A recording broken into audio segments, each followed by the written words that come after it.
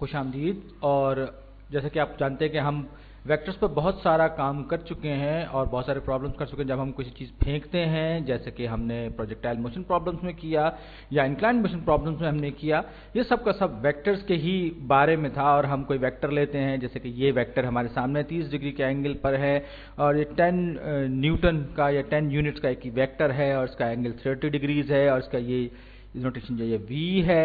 और इसके जो x कंपोनेंट है इसको हम v सब x लिखते हैं, जो कि ये इसका x एक्सिस पर ये इसका कंपोनेंट है वेक्टर का, जो कि बराबर होता है, हम पहले भी देख चुके हैं कि, और इसी तरह इसका ये y कंपोनेंट है vx और vy। तो मैं ये कह रहा था कि ये जो वेक्टर्स हैं इनको आप पहले भी हम इसके बारे में पढ़ चुके हैं और आपको अब तक अच्छी तरह समझ में आ गया होगा कि ये जो Vx है ये 10 कोसाइन 30 डिग्रीज है। और आपको यूनिट्स के बारे में फिलहाल परेशान होने की ज़रूरत नहीं है। और इसी तरीके से Vy जो है वो 10 साइन 30 डिग्रीज है। और अगर आपको ये बात समझ में ना आ रही हो तो सोखा टोआ का आप इस्तेमाल कर सकते हैं कि जो साइन है वो अपोजिट ऑफ द हाइपोटेन्यूज होता है। बार अगर आपने ऐसा नहीं किया या ये नहीं जानते तो आप पिछली वीडियोस देख लीजिए, जहां पर हमने वेक्टर से इंट्रोडक्शन करवाया था, उसमें सारी बातें डिस्कस की गई हैं। और कहने का मतलब ये था कि बाज़ दफ़ा हम बहुत कॉम्प्लिकेटेड प्रॉब्लम से डील कर रहे होते हैं, जो कि 1 डायमेंशनल नहीं होते बल्कि 2 डायमेंशनल, 3 डायमेंशनल या n डायमेंशनल वेक्टर्स होते हैं, जिसमें हम लीनियर अलजेब्रा इस्तेमाल करते हैं। तब हमें बहुत ज़्यादा कोहेरेंट चीज़ चाहिए होती है वेक्टर को रिप्रेजेंट करने के लिए, ताकि हम अपना जो एनालिसिस है वो ज़्यादा बेहतर तौर पर कर सकें। और यहीं पर हमें ज़रूरत पड़ती है यूनिट वेक्टर्स की। और यूनिट वेक्टर्स के नोटेशन अलग होते हैं और इसकी मदद से हम किसी चीज़ को ग्राफिकली डिज़ाइन किए बगैर, ग्राफिकली बताए बगैर हम किसी भी वेक्टर को इसके कंपोनेंट्स में ब्रेक कर सकते हैं, इसके कंपोनेंट्स को हम एक्सप्लेन कर सकते हैं। तो ये हमारे पास ये दो एक्सिस हैं, ये दो एक्सिस हैं, एक्स एक्सिस और वाई एक्सिस। और ये यहाँ पर इसका यूनिट 1 और ये 0, सॉरी ये 2 0 नहीं है, ये 2 है, मैं उल्टा लिखना शुरू हो गया था। तो ये इसका पॉइंट ऑफ ओरिजिन है 0 0 1 2, जो 20 नहीं है। तो इसी तरीके से ये वाई एक्सिस पर 1 और ये 2, ये वाई एक्सिस है। अब मैं यहां पर यूनिट वेक्टर डिफाइन करने जा रहा हूं और सबसे पहले मैं एक्स एक्सिस का वेक्टर जो है इसको मैं वेक्टर आई कहूंगा।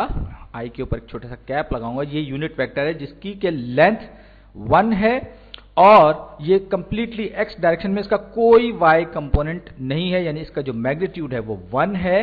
और इसे मैं यूनिट वेक्टर को आई लिखूंगा और उसके ऊपर छोटी सी टोपी, छोटा सा कैप रख दूंगा। और आप बहुत सी नोटेशंस देख सकते हैं जिनमें कि अगर आयोटा ना हो तो बाज़ दफ़ा आई को बोल्ड किया गया होता है यूनिट वेक्टर को शो करने के लिए, जाहिर करने के लिए।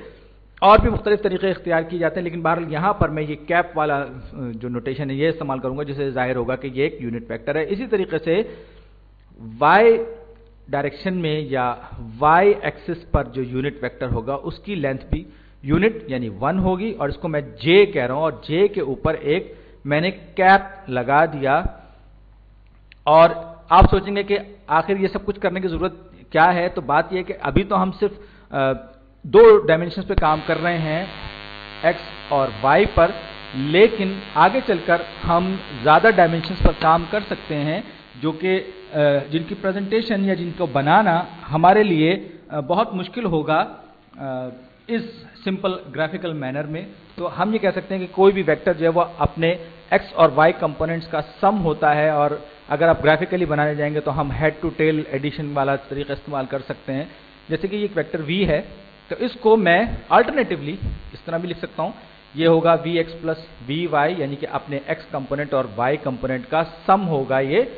और जाहिर बात है कि जब हम इसको हेड टू टेल तरीका इस्तेमाल करते हुए सम करेंगे, जमा करेंगे, तो आप यहां जाकर इसके एंड करेंगे और जो जमा होगा जो vx और vy का, वो इस वेक्टर के यानी कि v के बराबर में होगा। तो यूनिट वेक्टर की सूरत में हम इसी चीज को इस तरह से भी लिख सकते हैं, ये x जो इसका पोर्शन है या x component of the vector है, उसका जो मैग्नीट्यूड है वो 10 है और ये मल्टीपल है इसके यूनिट वेक्टर यानी कि यूनिट वेक्टर I का, यानी कि उससे 10 टाइम्स मल्टीप्लाई होगा इस यूनिट वेक्टर जो कि इसका I पोर्शन है, या यूं कहे कि I कंपोनेंट है जो कि यूनिट वेक्टर है। और ये एक यूं समझ लीजिए कि एक यूनिट को ही जाहिर कर रहा है, यानी इसका मैग्नीट्यूड 1 है, यानी मैग्नीट्यूड वेक्टर जो है यानी यूनिट वेक्टर जो है, इसको अगर हम मल्टीप्लाई कर देंगे या लिख देंगे तो किस तरह से लिखेंगे, चलिए मैं थोड़ा सा इसको स्विच कलर्स चेंज कर लूं तो ये बड़ी दिलचस्प चीज़ है। तो Vx जो है वो मेरे पास होगा क्या, 10 cos 30 डिग्रीज, और इसको मैं मल्टीप्लाई कर दूंगा I से। आपको इससे ज़्यादा कंफ्यूज होने की ज़रूरत नहीं है, क्योंकि बहरहाल यूनिट को आप किसी भी चीज़ से मल्टीप्लाई करेंगे तो उससे कोई एक्चुअली उस पर कोई फ़र्क नहीं पड़ेगा। तो ये x कंपोनेंट के साथ अगर मैं ये I लिख दूंगा तो कोई फ़र्क नहीं पड़ेगा। अब मैं इसकी वैल्यूज़ निकालता हूँ। तो 10 cos 30 जो है स्क्वायर रूट ऑफ 3/2 होता है, तो ये 5 square root of 3, 10 divided by 2 5 हो गया, और I यानी Vx इस केस में मेरे पास हो गया 5 square root of 3 I cap. इसी तरीके से y जो इसका कंपोनेंट है Vy जो है वो मैं लिखूंगा V सब y इज इक्वल टू, अब 10 साइन 30 जो है वो हाफ होता है, तो ये 10 डिवाइडेड बाई 2 5 हो जाएगा, तो ये हो जाएगा 5j कैप, क्योंकि ये जो है ये मल्टीपल्स में एग्जैक्ट मल्टीपल होगा इसका इस यूनिट वेक्टर का y डायरेक्शन में। तो इसका मतलब क्या हुआ, इसका मतलब ये हुआ कि ये 5j कैप ये मेरे पास ये जो वेक्टर v है Vx प्लस Vy, इसको मैं रीराइट करूंगा, ये मेरे पास हो जाएगा क्या, ये मेरे पास हो जाएगा 5 square root of 3, 5 times square root of 3 I cap unit vector, plus Vy क्या है, Vy मेरे पास है 5j कैप। तो यानी कि ये जो कंपोनेंट है ये यूनिट वेक्टर के 5 टाइम्स के बराबर है, इस जोकर j, टोपी वाले जोकर के। तो ये 5j मेरे पास आ गया, और हमने इस तरह से ये यूनिट वेक्टर्स को डिफाइन करते हुए I को, ये मैं इसको अलग कलर दे दिया मैंने। तो ये जो एक वेक्टर जो है ये इन दो यूनिट वेक्टर्स x और y कंपोनेंट्स के सम के इस तरह से बराबर है, और इनको एनालिटिकली 2 डायमेंशंस में इस पूरे वेक्टर को हम इस तरह से भी लिख सकते हैं। हमें इस तरह से कोई इसकी ग्राफिकल प्रेजेंटेशन बनाने की ज़रूरत नहीं होगी। नॉन ग्राफिकल मोड में हम बड़ी आसानी से इस पर काम कर सकते हैं, और ये हमारे बड़े काम की चीज़ है, ये बात याद रखिएगा।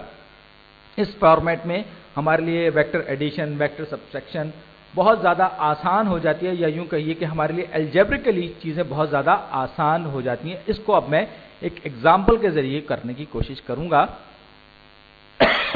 सॉरी, ये मेरे पास एक वेक्टर है जो कि A वेक्टर है, जो कि 2I प्लस 3j है, और इसी तरह से एक और वेक्टर मेरे पास है B, और उस वेक्टर की, अच्छा ये एरो जो है ये वेक्टर को शो करता है, बाज़ दफ़ा पूरा एरो लिखा जाता है, बाज़ दफ़ा ये एक साइड से कटा हुआ एरो लिखा जाता है। तो ये जो B वेक्टर है ये 10I प्लस 2j, चलिए 2j के बराबर है। अब मैं बड़ी आसानी से अगर मैं A प्लस B यानी इन दोनों वेक्टर्स का सम लेना चाहता हूं तो मेरे लिए काम बहुत आसान हो जाएगा। मुझे कोई तस्वीर हेड टू टेल एडिशन की या कुछ और इस तरह की कॉम्प्लिकेटेड पिक्चर्स बनाने की ज़रूरत नहीं है। मेरे पास ये वेक्टर्स जो है ये ऑलरेडी x और y कंपोनेंट्स में टूटे हुए ब्रोकन मौजूद हैं, तो लिहाजा मैं इनके x और y कंपोनेंट्स को जमा करता जाऊंगा। तो ये हो जाएगा 2 plus 10I plus 3 plus 2j, यानी इसका जो सम होगा ये हो जाएगा 12I प्लस 5j। और हम इसको फ्यूचर वीडियोस में हम और ज़्यादा वेक्टर्स पर बात करेंगे और ज़्यादा तफसील से बात करेंगे, लेकिन अगर आप इसको ग्राफिकली भी डिज़ाइन करने की कोशिश करेंगे हेड टू टेल में, तो भी आपके पास यही 12I प्लस 5j का जवाब आएगा। और ये जो तरीका है यूनिट वेक्टर्स वाला, ये ज़्यादा कॉम्प्लिकेटेड फिजिक्स प्रॉब्लम्स में इस्तेमाल होता है, जो कि ज़्यादा हमारे लिए इंपॉर्टेंट होते हैं। बहरहाल मेरे 10 मिनट का टाइम खत्म हो रहा है।